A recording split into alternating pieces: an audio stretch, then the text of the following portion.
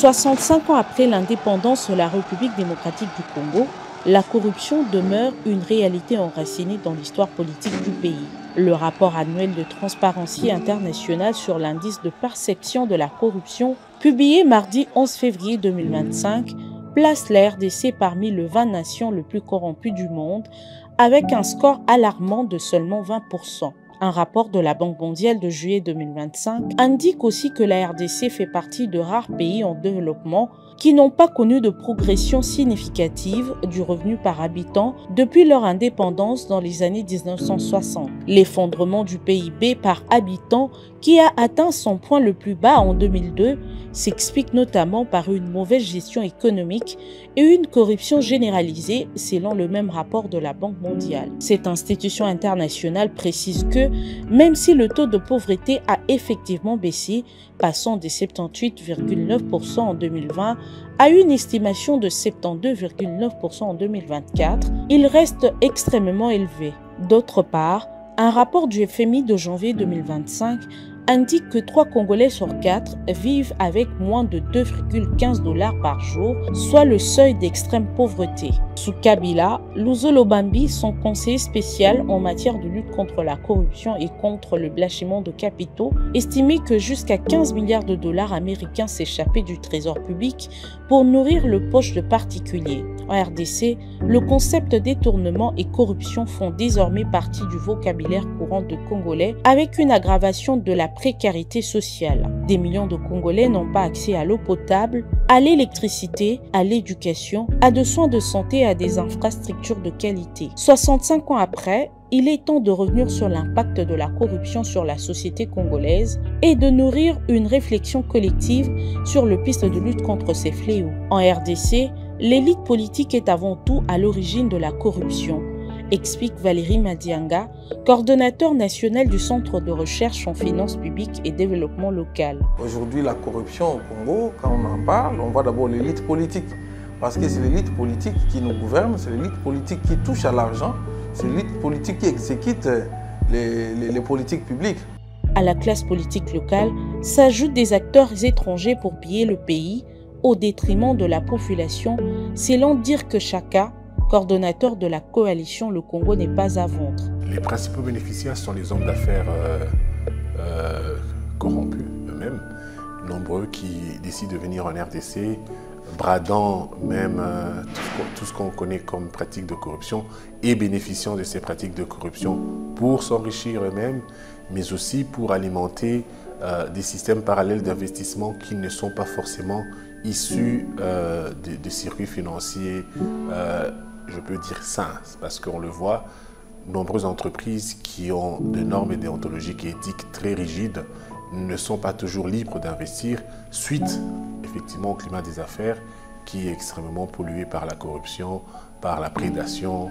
Et tout ça fait que ceux qui investissent généralement sont des personnes qui ont réussi soit à collaborer avec le système, mais aussi parfois des acteurs intermédiaires qui viennent et qui se servent de ces connexions avec les politiques pour pouvoir accéder à des marchés et en tirer le plus grand bénéfice. Ensemble, ils opèrent grâce à des méthodes mafieuses pour de détournements de masse en toute impunité. D'abord, aujourd'hui, tous les projets sont exécutés en procédure d'urgence. Ça, d'abord, c'est une procédure, même si elle est régulière, mais elle est limitative. C'est une procédure qui est limitative. Pourquoi? Parce qu'elle n'est réservée qu'à des cas d'urgence. Notamment s'il y a la question, par exemple, de l'épidémie, il y a la guerre, il y a aussi, par exemple, des catastrophes naturelles. Mais aujourd'hui, l'urgence, même si on veut construire une école, même si on veut construire un centre de santé, ça devient une urgence. En second lieu, c'est le non-respect du circuit des marchés publics. Et à ce niveau-là, vous avez des organismes, comme je le disais un peu plus tôt, des organismes ad hoc qu'on a mis en place. Aujourd'hui, vous avez les BCECO et la CFF qui sont là, qui exécutent des projets susceptibles d'être exécutés par des ministères clés, notamment les ITPR, le ministère de la Santé, le ministère de l'Éducation nationale. Donc, c'est ça le vrai problème. En dernier lieu, c'est quoi? C'est la création de plusieurs fonds. Plusieurs fonds ça ne permet pas l'efficacité de l'État. Ça affaiblit davantage l'État parce que le compte général du Trésor n'est pas activé. On crée des comptes parallèles à travers les différentes banques commerciales et c'est là où on va exécuter les projets. Le budget de l'État est le plus affecté par ce système où de fonds disparaissent pour enrichir une petite classe, explique Florimond Mouteba, président du conseil d'administration de l'Observatoire de la dépense publique. Quand vous regardez la corruption, elle touche, au niveau des finances publiques, elle touche les côtés recettes et les côtés des dépenses. N'est-ce pas? Le côté recettes, il y a beaucoup de choses à dire. Par exemple, on minorise des recettes qu'il faut, sur lesquelles on doit frapper les impôts. On exonère vraiment comme on veut. Donc, mais alors, quand vous regardez maintenant du côté des dépenses, par exemple, ça c'est vraiment l'irrationalité dans la dépense publique.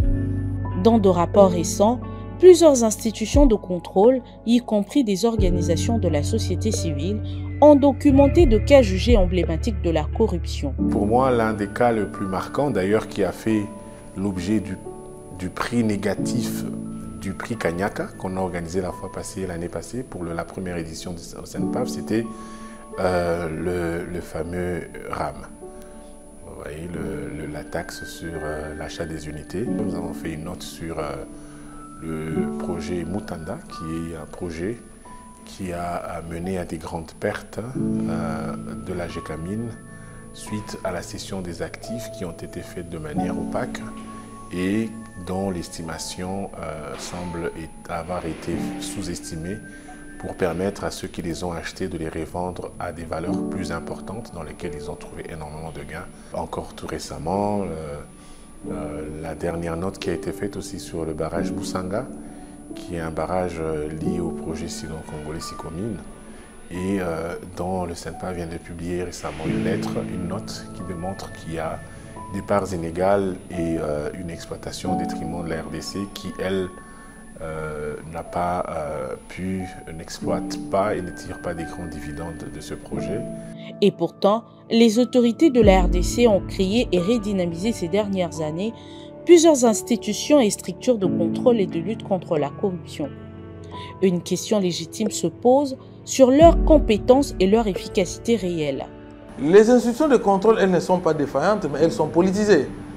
Elles sont très fortement politisées et elles ne sont pas indépendantes. Aujourd'hui, elles ne peuvent pas initier des actions sans se référer à l'autorité morale ou à celui qui les a nommés ou encore à celui qui les a recommandés. Les institutions, si vous regardez en son sein, ce sont des personnels qualifiés. C'est un personnel, je voulais dire, qualifié. Vous avez des experts de renom qui sont là. Mais il ne faut pas dire qu'ils ne sont pas intelligents. Le vrai problème, c'est leur politisation et c'est le manque même d'indépendance de tous ces organismes publics de contrôle. Certains citoyens congolais ont bravé la peur pour dénoncer les pratiques de corruption. Force est de constater qu'ils n'ont aucune garantie de sécurité lorsqu'ils dénoncent des actes de corruption. Que les lanceurs d'alerte ne sont pas protégés, il n'y a pas une loi pour les protéger, autant que les défenseurs, non seulement des droits humains, mais aussi ceux qui luttent contre la corruption, ne sont pas protégés. Beaucoup d'entre eux ont été menacés, d'autres condamnés à mort et d'autres ont payé le prix de leur vie. On se rappelle du cas du juge Yaini qui est décédé au décours d'un procès. On se rappelle encore du cas de deux activistes qui ont dénoncé un cas de malversation à la BGFI Bank, qui ont été condamnés à mort par la justice. Et donc, le porte-parole du Congo n'est pas à vendre, qui avait été traîné en justice par le Dan Kettler. Et donc, il y a plusieurs cas de menaces, effectivement. D'autre part aussi, c'est le fait que les acteurs puissants de ces réseaux mafieux ont plusieurs capacités de nuisance et on en connaît déjà des personnes qui ont été obligées de s'exiler ou alors de trouver refuge dans certains milieux pour éviter la répression. Et donc, on est conscient de ce risque, on le fait par devoir et par engagement et je pense que davantage de citoyens devraient s'engager sur cela parce que la corruption est un fléau qui détruit totalement notre société. Ces dernières années, plusieurs cas connus ont été documentés. RAM, Forage, Tchilégelou, Kinshasa Zéro Trou, Lampadaire. Le tout en toute impunité. Pour qu'il y ait changement, pour qu'on fasse face à l'impunité, il faut qu'il y ait un modèle, un exemple doit venir des très hauts. Il faut, pour une chose, de sévir la corruption, mais en étant exemplaire soi-même. Et nous manquons malheureusement des dirigeants qui soient des modèles d'exemplarité et qui soient capables eux-mêmes de se comporter de manière éthique et de manière transparente et avoir la rigueur qu'il faut pour pouvoir sévir la corruption et la mauvaise gouvernance. Et pourtant, des mesures efficaces de lutte contre la corruption sont bien connues et peuvent être appliquées. La première mesure, c'est de réhabiliter la fonction contrôle au sein de l'appareil de l'État. Les contrôles, et quand je parle du contrôle, ce n'est pas seulement le contrôle des finances publiques. Il y a d'autres contrôles, à la santé, à l'éducation, etc., etc., mais qui sont des contrôles qui précèdent les grands contrôles des institutions supérieures, comme la Cour des comptes, etc. Ces contrôles-là aussi doivent être réhabilités. Les inspections des mines. On ne va pas toujours attendre la Cour des comptes. La Cour des comptes, surtout, c'est à la fin, n'est-ce pas? Mais on peut compter sur les patrouilles financières qui sont en amont. Et on a vu le travail qu'ils ont fait. Il faut donner plus de moyens pour ça. La deuxième chose, c'est d'informatiser. Informatiser et automatiser intégralement les chaînes de la recette et des dépenses. Il y a le contrôle parlementaire. Vous voyez, quand la démocratie est en panne, vous connaissez dans quelles conditions nos parlementaires ont été élus. Il y a beaucoup de corruption. C'était la corruption à ciel ouvert. Or, ces gens-là, comment voulez-vous qu'ils interpellent des ministres d'un régime qui les a permis d'être là-bas au Parlement? C'est très difficile. Ce qui fait que vous voyez qu'il n'y a presque pas de contrôle parlementaire. Il n'y en a presque pas de contrôle qui est abouti sur des sanctions, etc. Moi, je n'ai pas de souvenir. 65 ans après l'indépendance, doit-on toujours parler de la mise en œuvre de réformes? Est-ce que le problème aujourd'hui au Congo, c'est un problème de réforme ou c'est un problème d'hommes? Il faut commencer par analyser à ce niveau-là. Il faut qu'il y ait d'abord une grande répression de tous les faits de corruption. Et le fait de corruption doit être la révolution avec celui qu'on est en train de nommer pour occuper des fonctions publiques. Aujourd'hui, on doit plus aller vers la sanction. On doit aller plus vers la sanction. Celui qui n'a pas exécuté un texte qui n'est pas mis en œuvre, un texte qui n'est pas exécuté, on regarde le gestionnaire, on les sanctionne. Je crois que c'est ce qui doit être implémenté aujourd'hui pour éviter de faire trop de propositions en termes de réformes et nous risquons d'avoir des sacs et des sacs ou des tonnes et des tonnes de réformes qui ne seront jamais mises en œuvre. Le combat contre la corruption à RDC dépasse la simple moralisation de la vue publique. Entre les institutions à redynamiser, l'impunité à briser et le contrôle de citoyens à protéger, le chemin est complexe, mais l'urgence est absolue. La question ne peut être plus de savoir si de réformes sont nécessaires, mais si la volonté politique existe pour les appliquer, afin que les richesses du pays profitent avant tout au peuple.